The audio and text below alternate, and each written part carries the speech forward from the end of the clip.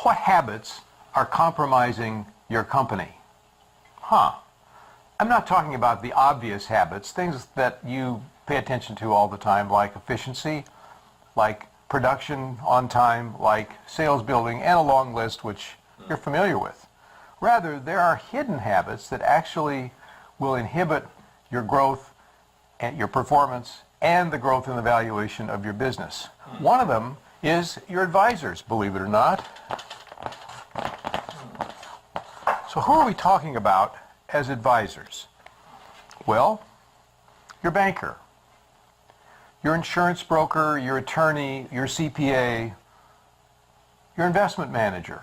All of those people have an impact on what you do and how well you do, significant impact. Now, here's the challenge. If you're like most business owners, you've had these same advisors for years, and they seem to be doing fine, but the problem is there's not a very good way to evaluate them unless they really step in it, right? So instead of waiting for that to happen, don't wait. Instead, invite them to do something they love to do, which is to give you a free evaluation of how you're doing in their service area. And they'll call it a fresh look, a second opinion, it doesn't matter. About every 2 years, you should do that with every one of these advisors. I'll give them to you again so you can write them down, even though you know who they are. And all you do is email them or call them and say, would you come and evaluate how we're doing from your perspective? It costs you nothing, and they'll give you a report which you can either read or toss. Here they are again, your banker, your insurance broker, your attorney, your CPA, and your investment manager. 5 people. And if every other year you ask each of them to give you an update, you will see the soft spots before they hit you in the face. That's number 1. Number 2, present leaders. This is even more hidden. I can't write present. The question is, are you stuck in 2009? Every single company that I work with, and many leaders who I've asked this question to, agree that 2009 was so difficult that people did dramatic things to survive, most of which were good. But most companies that I work with are still, to some extent, stuck in 2009, some version of, well, it's working, leave it alone. And the problem with that is this isn't 2009. It's later, there are growth opportunities in front of you, your competitors are doing things they weren't doing before, and so if you're not looking to your present leaders to say, what do we need in the future? You're missing the boat. And there are 2 questions that I would ask about those 2 leaders. Number 1 is, who needs training? This isn't complicated. The question is, are they up to speed or are they lagging a little?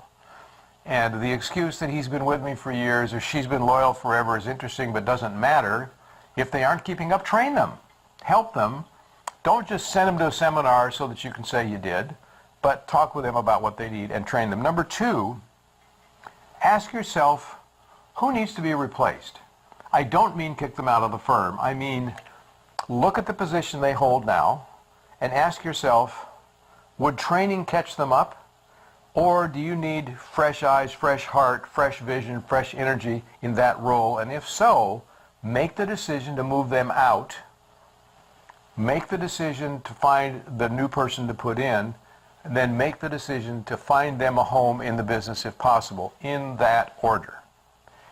If you do that, you will revitalize the business in a significant way. Now, these things are hard to do alone, and this is the reason that outside eyes, which everybody talks about, really can have significant value.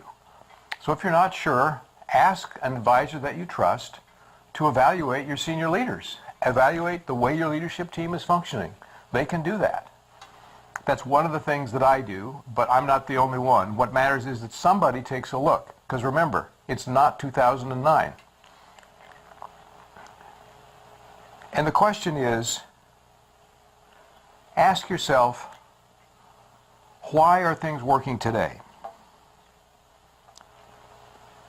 Why do you ask yourself that question? Because the question underneath it is, who are your future leaders? That's what F is. Where are they in the company? Well-run large corporation, General Electric is the one everybody talks about, always have 2 successors for every senior leadership position. Always 2 named with training plans.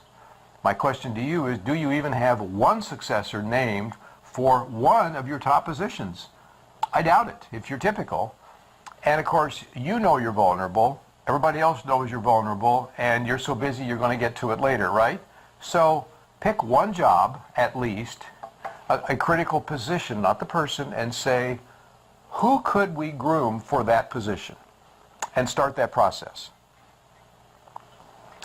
If you do those things, you may find that you don't have a grip on them, that it's kind of greasy and vague, and if so, that's another warning sign that says, get some outside eyes to take a look at this, because the engine of your company is your leaders.